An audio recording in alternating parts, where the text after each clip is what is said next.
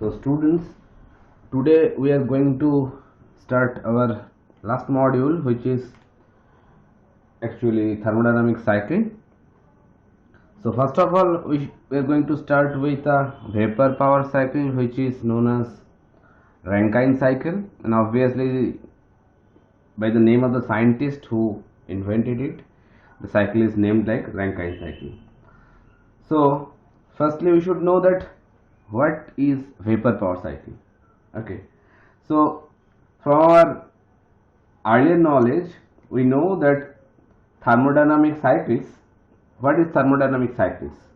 So we can say that series of thermodynamic processes, if they are linked together one to another, and if they are linked such a way that initial and the final states points are same or identical.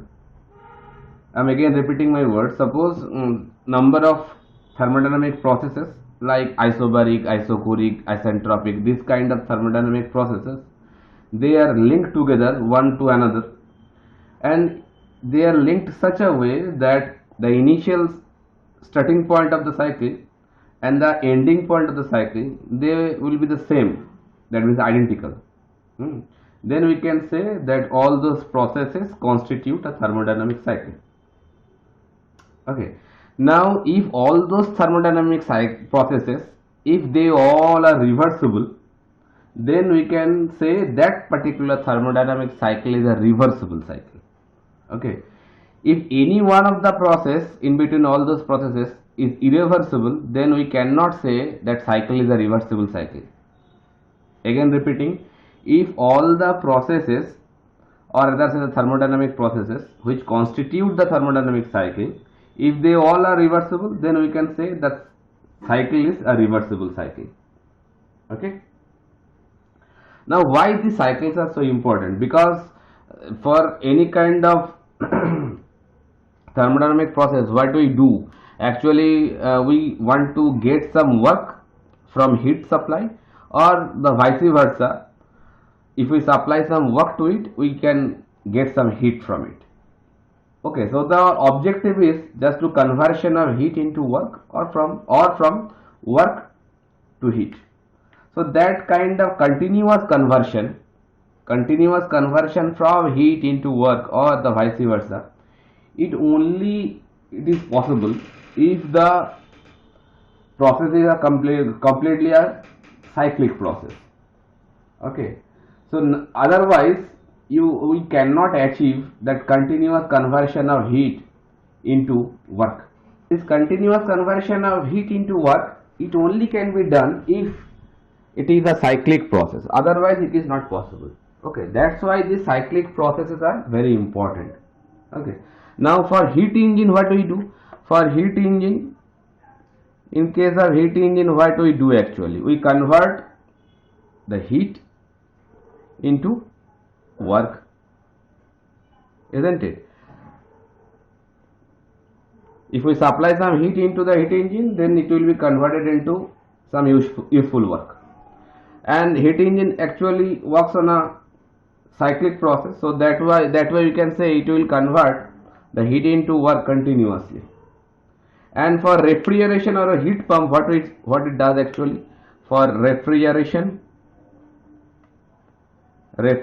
system or heat pump, it does the reverse one. That means if we supply some work into it, then it will convert into heat. So work into heat. It is also a kind of cyclic process, so it will also supply the continuous amount of heat. If we supply the work continuously, so it will convert that work into heat continuously. So this heat engine and heat pump, both are actually cyclic process, working on cyclic process. That's why they can continuously convert this heat into work, or rather say work into heat. So that's why cyclic processes are very important, just to get continuous supply. Okay, now these the cyclic processes, they can be vapor power cycle, or it can be a gas power cycle. Okay, basically that it can be gas power cycle or it can be a vapor power cycle. Vapor power cycle. So what does this mean? Obviously, while you are going to convert that heat into work, a phase change process can take place. That means the working fluid, whatever you are using, if that working fluid changes its phase from liquid to gaseous or from gaseous to liquid, then that phase change process taking place in case of vapor power cycle. That means phase change will take place in case of this kind of vapor power cycle. Okay, and in case of gas power cycle, only gaseous working fluid will be there. Only gaseous working fluid will be there. That means no phase change will take place there. So this kind of vapor power cycle, if we say for the practical application, so this kind of vapor power cycle is widely used in power generation like thermal power plant,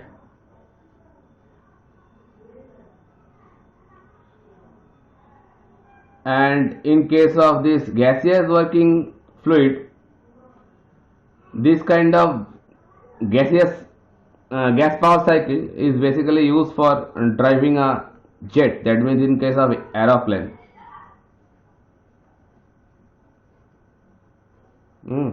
The power produced in case of aeroplane, basically we use a gas power cycle. That means based on the thermodynamic cycle that aeroplane is running, and if we consider thermal power plant which is generating some electricity, the thermodynamic cycle based on which the thermal power plant is running actually, that is a vapor power cycle.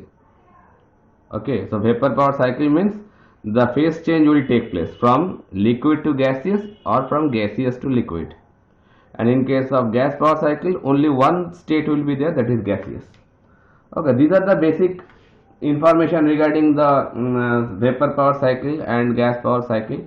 Now we are going to start with the vapor power cycle, which is known as a Rankine cycle. Okay, it is very popular and very important also from thermodynamic cycle point of view. And based on this Rankine cycle, actually the thermal power plant, whatever we know, those thermal power plant actually running on this particular Rankine cycle concept. Okay, so better to start with a block diagram of a thermal power plant, how it looks. So the block diagram is a very simple one of a thermal power plant. Actually we need 4 different components, starting with a boiler. This one is a boiler. Then second one is a expanding device, which is a turbine. Here we are going to use a steam turbine because it is a thermal power plant, so the working fluid will be the steam, and it can be a mixture of liquid and vapor phase. Okay, and the third component is like condenser.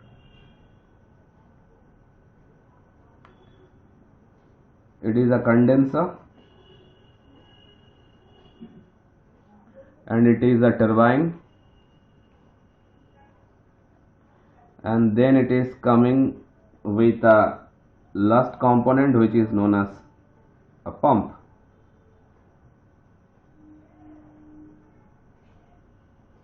It's a centrifugal pump.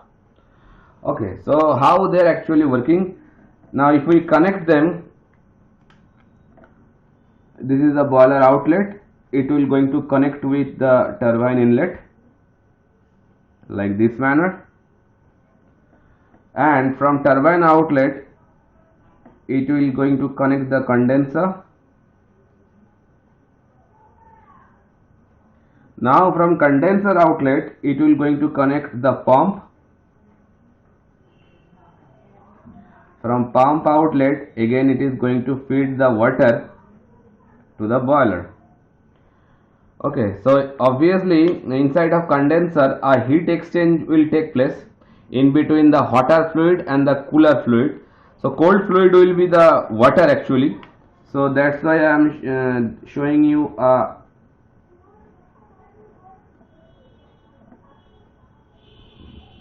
cooling coil. Actually some water will go inside of the condenser and it will exchange the heat with the hot fluid which is coming out from the expanding device like turbine.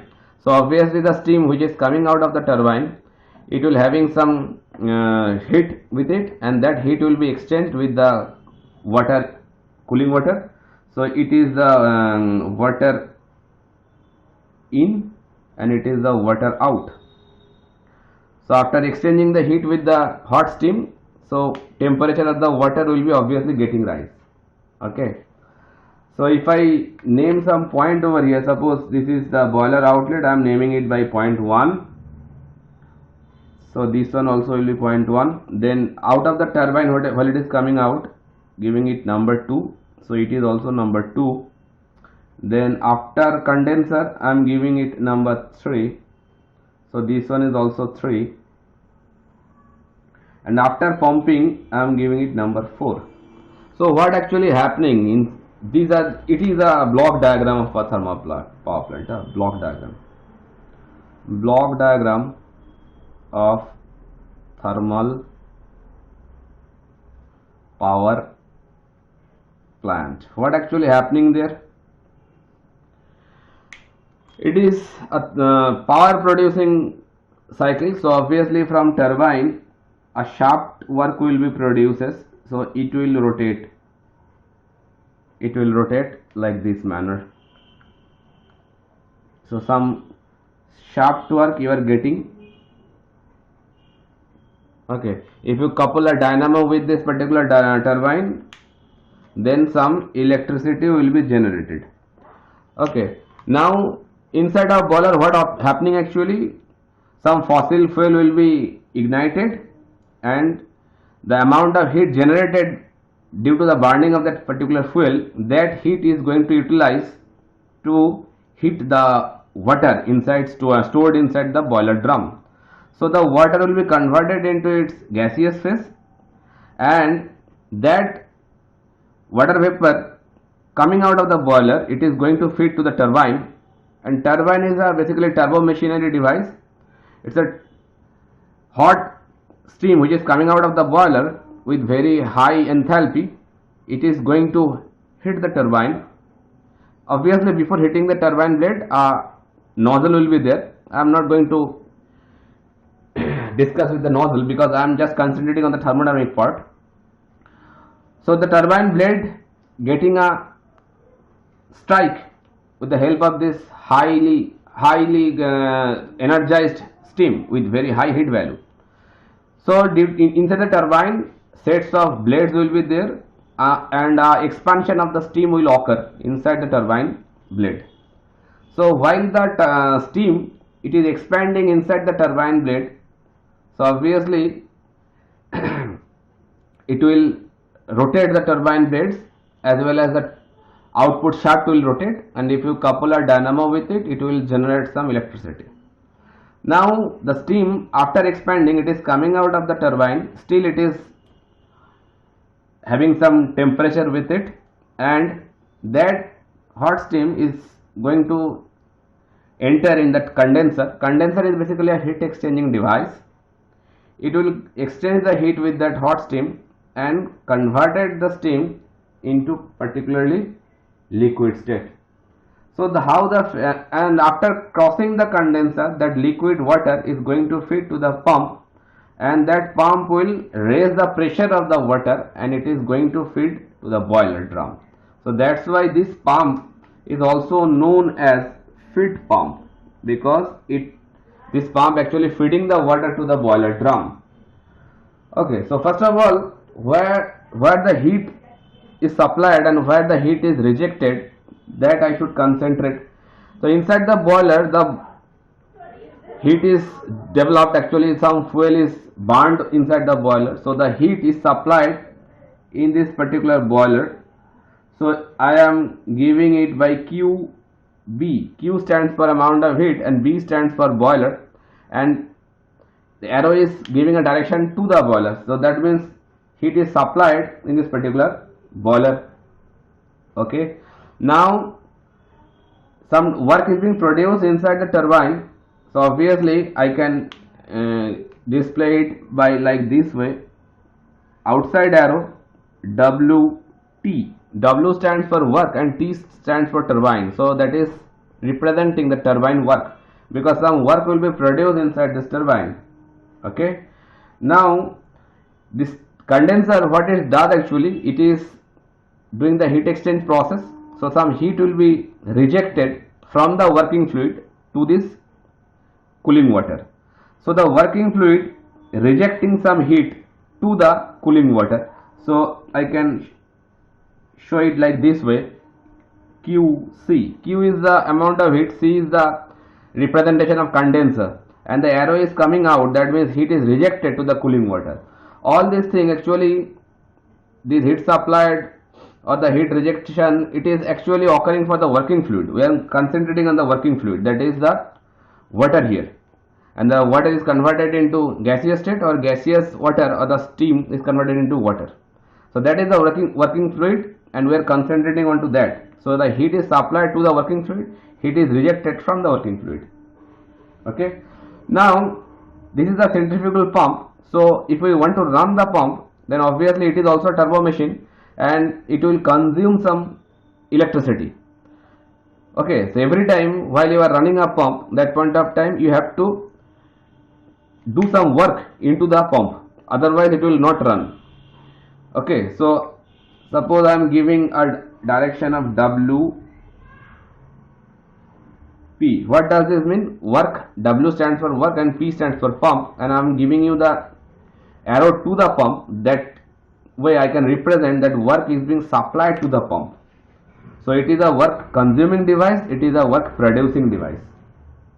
Okay. Now how the phase change actually occurring there? So while the steam is coming out of the turbine, so inside the turbine some expansion process already being done. So after expansion, while the steam is coming out from the turbine, so the state of steam will be low pressure, obviously pressure is being dropped. Similarly low temperature, because the temperature of the steam what is coming inside the turbine, it is very high, around 300 or 400 degrees centigrade, and while it is coming out of the turbine it may be 40 degrees centigrade, 50 degrees centigrade. So that way the temperature and the pressure both will drop while it is coming out, and it is basically while it is expansion process is going on inside the turbine. So the state or the phase of the steam, it is some liquid vapor mixture will be there, because some of the steam is converted into moisture. So that's why the steam is a wet steam. Wet steam means a steam which is having lots of moisture inside it. Okay, so in this particular state, that means for state point 2, the steam is in low pressure, low temperature, and the quality of the steam is wet. Okay, now while the condenser, inside the condenser a heat exchange is going on, so for which the gaseous state of the steam is converted into liquid state. So obviously at this point 3, the steam is in completely saturated liquid condition. In this particular condition the steam is saturated liquid. SAT dot means saturated and LIQ means saturated liquid. That is the phase change from liquid vapor mixture to complete liquid. That is a state change, phase change is going on. And we know while the phase change process is going on, that point of time the pressure will be remain constant. So we can say inside the condenser a constant pressure process will take place, and constant pressure process means we know it is as well as constant pressure as well as constant temperature also. So that constant pressure and temperature process will be executed inside the turbine. Okay, and if we say about the turbine, inside the turbine, if I show you like this, the turbine casing is actually a insulated one. That means from the surrounding, this casing of the turbine actually being insulated properly, because just to prevent the heat transfer with the surrounding, we restrict the heat transfer from the turbine to the surrounding. So that way you can consider the expansion process, what is going on inside the turbine, that is a completely isentropic process. That in other words you can say it's a reversible adiabatic process. Okay. So after condensing, the saturated liquid is going to enter in the feed pump, by which the pressure of the liquid can be raised again to the boiler pressure. Okay, so the pump is actually raising the pressure of the liquid. Okay, because after the condensation process, the pressure is remaining constant, and we know that out of the output of the turbine, that is low pressure steam, and that low pressure is still constant inside the condenser also. That means while the water is coming to the pump, that is with a very low pressure, isn't it? Because 0.2 with low pressure, 0.3 pressure constant, so that means it is also a low pressure. Okay, so that low pressure liquid is converted into high pressure water with the help of this feed pump. That is the only purpose of using the feed pump, just to raise the pressure of the water from a low pressure to the high pressure. High pressure means which pressure? The boiler pressure. Actually the inside the boiler, the heat transfer is also going on inside the boiler. Heat is supplied by the burning of fuel, and that heat is going to feed to the water, and that process is actually going on with a constant pressure process. That means this inside the boiler, the heat addition process is also a constant pressure process. Okay, so this process, that pressure inside the boiler is quite high comparing with the condenser pressure. That's why by the use of this feed pump, the pressure of the liquid is being raised to the boiler pressure. Okay, so after entering the water inside the boiler, then again it is converted into gaseous state. That means inside the boiler is also a phase change of operation is going on from liquid to vapor state. So obviously after coming out of the boiler, which is going to enter in the turbine, the state of the steam is, it can be a saturated steam, or it can be a superheated steam, both can be used. The state point of point 1, state of the point 1, the steam can be a saturated steam, that means dry saturated steam, or it can be a superheated steam. Okay, so these are the actual complete block diagram of a thermal power plant, where we can see that how that phase change process is going on, as well as where the heat exchange process is going on. From this diagram, if we want to know what is the net work done, so what we can say? Obviously we can say the net work done is means amount of work produced, that is WT, and amount of work absorbed by the pump, that is WP. So WT minus WP, that is the amount of net work what we can get out of this thermal power plant. Okay, and also if we want to know that what amount of heat, or rather say the net heat, Q net, what is the net heat we are getting from here, or we have to supply from here, because if you want to achieve some work, then obviously you have to supply some heat, isn't it? If we supply some heat into the thermodynamic cycle, then it can produce some amount of work. So this is the amount of work what we are getting out of this cycle. Then what amount of heat you are going to supply to the cycle, that is Q net. Q net obviously will be the QB, that means the heat supplied inside the boiler, minus QC, that is the amount of heat rejected from the condenser. Okay, so that is the amount of net heat supplied to the thermodynamic cycle. So from there, if I want to find out the efficiency, that efficiency is nothing but net work done, W net, divided by amount of heat supplied, that is the QB, because this is the heat supplied. to the boiler, and this QC is nothing but heat rejected from the condenser. So obviously the efficiency relationship will be this one. So if I put all these values, so that efficiency will be W net means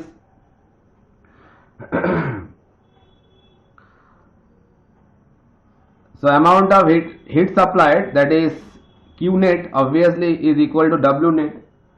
So if I put that QB minus QC by QB, that is nothing but 1 minus QC by QB, because that amount of heat supplied to the cycle, it will be converted into work. So that way that Q net and W net both are actually equal. So that way I can write that efficiency of this particular cycle is nothing but 1 minus QC by QB. QC means the amount of heat rejected out of the condenser, and QB is the amount of heat supplied to the boiler. Okay.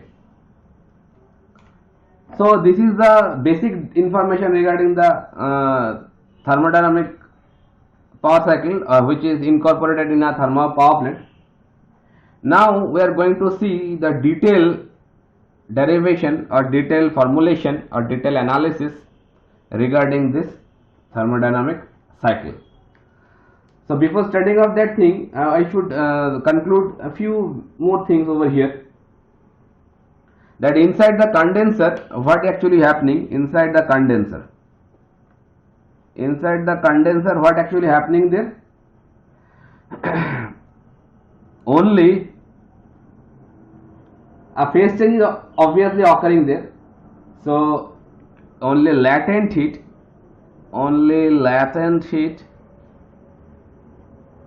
will be exchanged.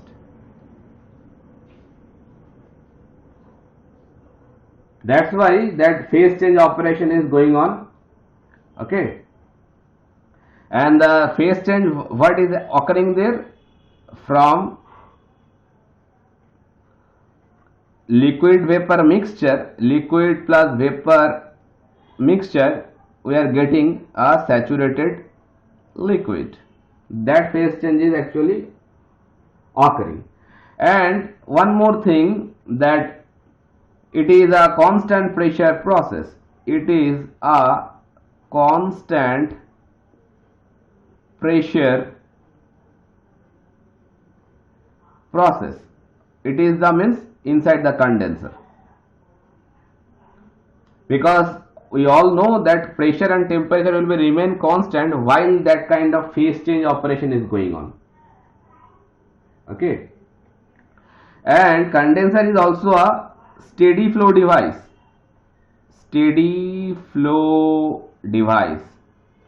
So for every time while you are discussing regarding a condenser, you should keep in your mind that it is a steady flow device. That means easily we can apply the steady flow energy equation for a condenser. Okay. So now I am just summing you up the basic information. Then we are going to start the analysis part. Now if we go for the pump, what actually happening inside the pump?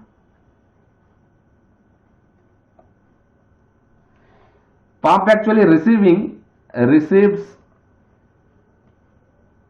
actually low pressure and temperature. What is receiving? Liquid, and increasing the pressure.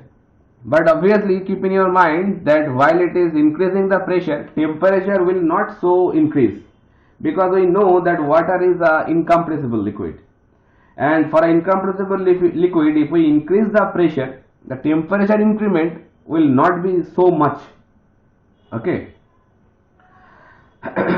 And that pump is also working with a reversible adiabatic process.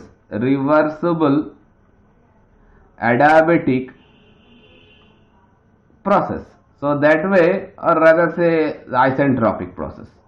That way we also insulate the pump casing also. It is also insulated. by which we can restrict the heat transfer to the surrounding. Okay, and one thing should be included over here, that the pressure which is coming out of that pump, that means the pressure at point 4, pressure at point 4 is must be equal with the pressure of point 1. Pressure at point 1, it is very important. That is the purpose why we use a pump. By using a pump, we are raising the pressure of the working fluid up to which limit? Up to the boiler pressure. So the pressure inside the boiler, that is the P1 pressure, because inside the boiler is also a constant pressure process is going on. Okay, so the outlet of the pump, the pressure which is holding there, and the outlet of the boiler, that is the same pressure, that is the boiler pressure, and the pump outlet pressure, they remain same. And obviously at point 4 the phase of the water is obviously completely liquid. Now coming with the boiler, inside the boiler what actually happening? For boiler, inside the boiler there is also a phase change process. It is also a steady flow device. Boiler is also a steady flow device. That means here also you can genuinely apply the steady state steady flow energy equation. You can use for pump also, it is also a steady flow device. So here also water is converted from liquid to its gaseous state, and here also the pressure is remain constant. Pressure is remain constant. Okay, so the pressure coming with the after pumping, that same pressure will be maintained through the boiler, and inside the boiler lots of heat exchange devices like tubes will be there. So those tubes actually helps us to transfer the heat from the burning combustion gases to the water. Okay, now coming with the turbine. Inside the turbine, what is actually happening there? Inside the turbine, the expansion of the steam is actually occurring there. The steam is being expanded inside the turbine blades. Okay, so during the expansion of the steam, a pressure drop will be there. A pressure drop will occur, and that energy is converted into mechanical energy. Okay. So inside the turbine, this pressure drop is occurring, and that same pressure is coming to the pump, because condensing is a constant pressure process. That's why that pump is there just to raise the pressure from the condenser pressure to the boiler pressure. So in this full process, actually two pressure regions are there. One is the boiler pressure region, that is the higher pressure region, and one is the condenser pressure, that is the lower pressure region. So in between these two pressure region, that whole cycle actually being constituted. Okay, now in our next video we are going to see the detailed analysis part of the Rankine cycle.